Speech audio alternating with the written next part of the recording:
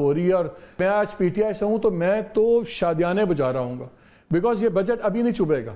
जुलाई शुरू हुआ है, ये जब आप बिल्स आएंगे अगस्त में तब पता लगेगा, और सितंबर में मौसम ठीक हो जाता है पाकिस्तान में स्ट्रीट डेमोज के लिए, सबके लिए। So I think we are going towards a perfect storm, totally unimaginative budget. और ढूंढ मर गए हैं इसके अंदर, एक चीज़ नज़र आ जाए जो हमें दो चीज़ें दिखा दे, इकोनॉमिक ग्रोथ या new job creation.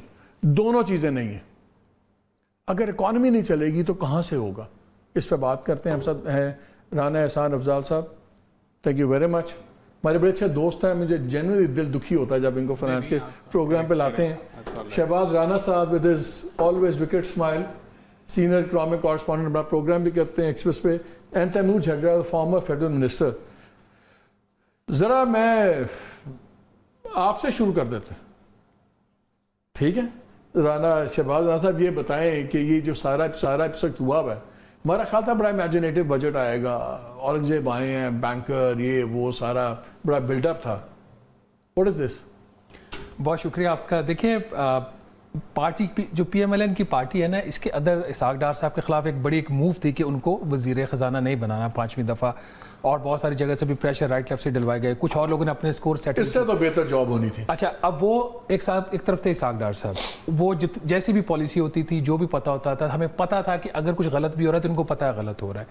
Unfortunately Pakistan अपने जो इकॉनमी की जो सिचुएशन है उसमें द वर्स्ट सिचुएशन एवर उसमें इस वक्त है, और ऐसी एक इकोनॉमिक टीम यहाँ पे बिठाई गई है।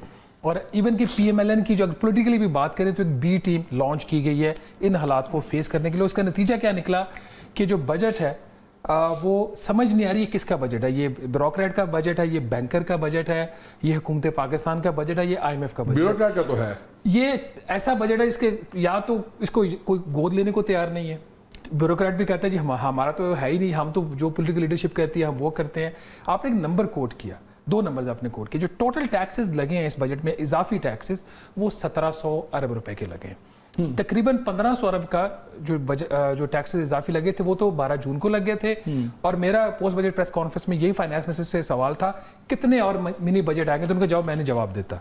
तो 28 जून को उसका जवाब जो उन्होंने उस वक्त नहीं मुझे दिया, उन्होंने एक और 200 अरब रुपए का मिनी बजट ला के दे दिया। आपकी स्टोरी आई थी कि 200 बिलियन न्यू टैक्सेस 200 अरब, ये 28 जून को आए हैं, और 12 जून को 1500 अरब के आए थे, तो मिला के हो गए 1700 अरब। ये इजाफी बोझ उन पे पड़ा है जो पहले ही सिस्टम के अंदर है, नया बंदा नहीं है। अच्छा, और नॉन फाइलर नहीं खत्म किया? नहीं, उसकी एक और मजे की बात है। मेरे लिए तो बेहतर है मैं नॉन फाइलर ही रहूं। नहीं, मोहम्मद औरंगजेब साहब को और वज़ीर आज़म शहबाज शरीफ साहब को बड़ी मोहब्बत है आपसे। आपको पता है क्या हुआ है? जो नॉन फाइलर है उसने एक बच्चा दे दिया इस बजट में, लेट फाइलर। अच्छा, एक नई कैटेगरी लेके आए औरंगजेब साहब। इसहाक डार साहब के मुकाबले में डार साहब की कैटेगरी थी नॉन फाइलर की, उसका बच्चा आ गया जो मोहम्मद औरंगजेब साहब लेके आए हैं, वो लेट फाइलर। इन्होंने चालाकी क्या की अपनी तरफ से बजट में, लोगों को बेवकूफ़ भी बनाया। चालाकी इन्होंने ये कि इन्होंने कहा हमने नॉन फाइलर्स की जो दुनिया है जिंदगी तबाह कर दी है, रेट इतने कर दिए 45% के। ठहर जो जरा, हम एक नई कैटेगरी लेके आ रहे हैं, वो है लेट फाइलर की। लेट फाइलर जो होगा वो अपना जब रिटर्न फाइल करना चाहिए कोई असासा खरीदने के लिए, तो उसका जो टैक्स का रेट होगा वो फाइलर से ज्यादा होगा, नॉन फाइलर से कम होगा। तो ऐसा यूनिक बजट आया है। और माय लास्ट पॉइंट, अब अंदर रोए यहां से समझ नहीं आ रही। लास्ट पॉइंट, आपने कहा कि 13,65,000 एक बंदा जिसकी 5 लाख इनकम है वो टैक्स देगा। ये 13,65,000 रुपया नहीं है। इसका मतलब यह है कि वो हुकूमत 13,65,000, हाँ। इसका मतलब यह है कि हुकूमत पाकिस्तान के लिए तकरीबन साल में से 3 माह बेगार में मुफ्त में काम कर रहा है। ऑन एन एवरेज पहले आपकी सैलरी का एक तनख्वाह जो थी, अगर 12 माह की आप तनख्वाह ले रहे हैं, एक तनख्वाह जाती थी टैक्स में। अब तकरीबन 3 माह की जो आपकी सैलरी है वो अब जाएगी टैक्स। और बदले में क्या मिलेगा? ना दूध मिलेगा, ना पानी मिलेगा, ना बिजली मिलेगी, ना कुछ और मिलेगा। टैक्सेस सारे स्कैंडिनेवियन कंट्रीज के, और सर्विसेज शायद कीनिया और गाना की भी नहीं है। कीनिया की बात से बेहतर। राजा साहब, मैं आपके पास भी आता हूँ। एक और बड़ी अच्छी स्टडी छपी है, उन्होंने कहा कि यार तकरीबन 2 मिलियन आउट ऑफ 80 मिलियन की फोर्स में से 2 मिलियन है जो लेबर फोर्स फॉर्मलाइज में है, सब कुछ है। उन्होंने 280 बिलियन टैक्स भी दिया लास्ट ईयर, सेकेंड हाईएस्ट था। कैलकुलेट पूरा इन्फ्लेशन और सारा डाल कर उन्होंने किया कि 5 सालों में जो सैलरीड क्लास है उसकी जो परचेजिंग पावर है 45% से ज़्यादा कम हो गई है। देखिए, बिकॉज जिस हिसाब से महंगाई बढ़ी, तनख्वाहें नहीं बढ़ी, इनडायरेक्ट टैक्सेस, अब उसी सैलरीड क्लास को आप लोगों ने जिबा कर दिया सड़क पे बिछा के। मतलब गलती है इस मुल्क में टैक्स ने, सही वो दुकानदार कहते हैं ये छोड़ो वो छोड़ो, और मिफ्ता का ठीक था प्लान, यार एक फिक्स टैक्स दो निकलो। आखिर आपकी दुश्मनी क्या है सैलरी टैक्स से, चाहते क्या है आप लोग? गवर्नमेंट एक्सपेंसेस कम नहीं हो रहे, मिनिस्ट्रीज आपने कम नहीं की, वो जो गवर्नमेंट है फेडरल गवर्नमेंट वो भी याशियों की तरह जाके प्रोविंशियल सब्जेक्ट्स के अंदर जाके स्कीमें अनाउंस कर रही है, 500 बिलियन बांट रही है। ठीक है, मेरे ख्याल से काफ़ी चीज़ें एक्यूमुलेट हो गई। देखिए, सबसे पहली बात तो ये है कि पिछला बजट भी शहबाज शरीफ साहब ने दिया था और उस वक्त मुल्क डिफ़ॉल्ट की बातें हो रही थी और इन्फ्लेशन जो थी वो इंतहा पे थी, और इन्फ्लेशन से बुरा कोई टैक्स नहीं था जो 38% पे पहुंच गई थी।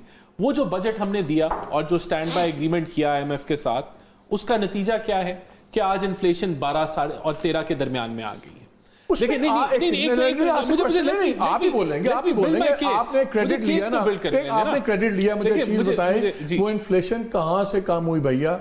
दो चीजें, इंटरनेशनल ऑयल प्राइसेस नीचे गई, फूड प्राइसेस नीचे गई, आप लोगों ने टोटल स्क्वीज कर दिया इंपोर्ट्स को, इंडस्ट्री बंद कर दी, ना इंडस्ट्री खर्च, बैंक लोन्स आपके जमीन पे धड़ाम गए गए, प्राइवेट सेक्टर नहीं, मैं सुन लेना, आपने क्रेडिट मांगा है, आपने क्रेडिट किया, हमने इन्फ्लेशन नीचे लाए, वो नहीं किया। I have to speak financial credit आपका 80% टू 90% बैंक्स का एक्सपोजर सिर्फ गवर्नमेंट सिक्योरिटीज में नहीं, लेकिन हम कहा, हम डिफॉल्ट के दहाने पे खड़े थे ना, क्योंकि IMF का मुआहदा डिले हुआ, डीरेल हुआ, जो भी उसकी वजूहात है, और उससे पहले अगर चले जाए, लेकिन हम आज पे आना चाहते हैं ना, तो उसका फर्क ये हुआ वो चीजें करने का कि आपका रुपया स्टेबल हो गया, आपकी महंगाई काबू में आ गई।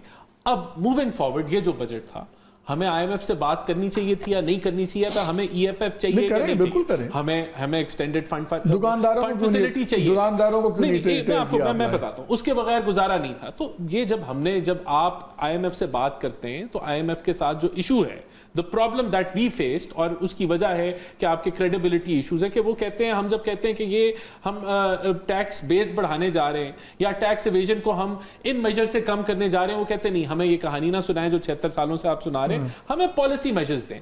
और जब आप पॉलिसी मेजर्स देते हैं तो जो पॉलिसी मेजर पे आ जाते हैं, टैक्स दुकानदारों को, रिटेलर्स को आपने डायरेक्टली क्यों नहीं टैक्स?